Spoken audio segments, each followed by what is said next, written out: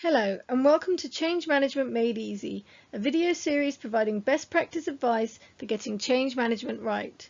This is brought to you by Change Proud, a change management training and resources platform. So in this episode, we're going to show you how to increase employee adoption. So employee adoption of your change program or project ultimately comes down to two things. Broadly, most things can fit into these two categories: ability and willingness. So ability, have they received adequate training? Are the processes around them adopting the training, fully enabling them to? Are there any other constraints that are basically affecting their actual ability to adopt these changes in behavior, knowledge, skills, ways of working that we're asking them to do? And really you want to look at the root causes for those. So is it about training? Is it that there's been limited end user support, so they've got the training but they just haven't really been able to bring it into their day-to-day working? Are they just not really feeling that that there's an awareness of the expectations of them doing it? Or are there some real challenges with kind of systems not working, bugs, etc., that are just preventing them from ultimately behaving and adopting these new skills, behaviors or knowledge? And then in terms of willingness, so this is really then about someone's mindset towards doing it. So they may have the ability, they've been on the training, they get it, they know what they need to do, but they're just not really feeling particularly willing. And that might be around, they don't recognize the value, they have not been incentivized properly to adopt, or they don't trust the fact that they think this is worth doing and it's going to deliver the outcomes that they think is required. I think a big part of willingness, if we look at the common root causes here, is really going to be around leaders and their behavior. So if they're not actively encouraging or role modeling the new ways of working, the new adoption of skills, knowledge, that's a really crucial one.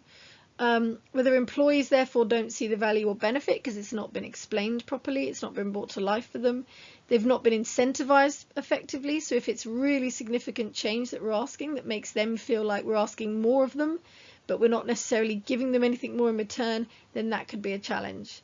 And also whether it's just that they're just too easily deferring back to old ways of working because we've not put things in place properly to kind of prevent that and to really engage them in the new way of doing things.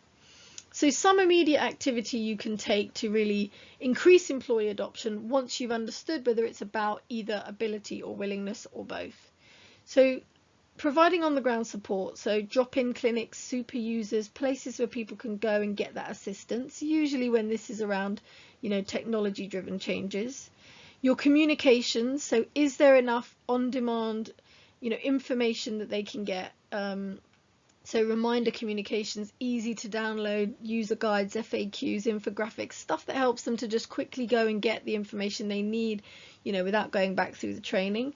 Improving training content, so we need to go and evaluate the training and see if something was amiss, what's not worked, what's not landed, is there anything we can improve there to help with adoption, and we need to get feedback from people who've been on the training to do that.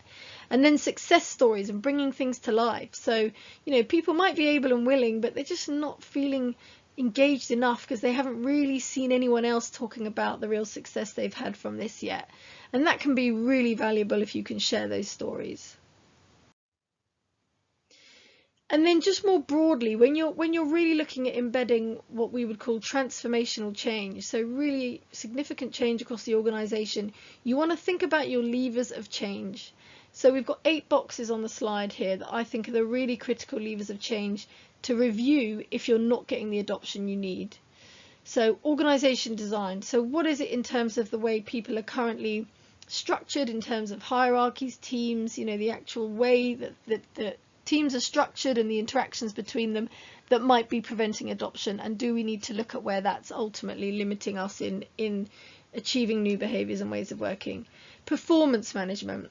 So the saying is, what gets measured gets done. Have we aligned performance reviews, people's objectives, the way we're running people's performance assessment and review cycles to the new behaviors that we need to see? We need to make sure that's all been incorporated and aligned to it. Talent management. Are we actually attracting and retaining talent in a way that aligns with whatever new changes we wanted to see in the business? And can we, hire and retain more of the right people that are going to adopt the changes that we need? Leadership, really significant one. Getting leaders to really make sure they're role modeling those behaviors, and where they might be, not being as transparent and showing the sponsorship that we need.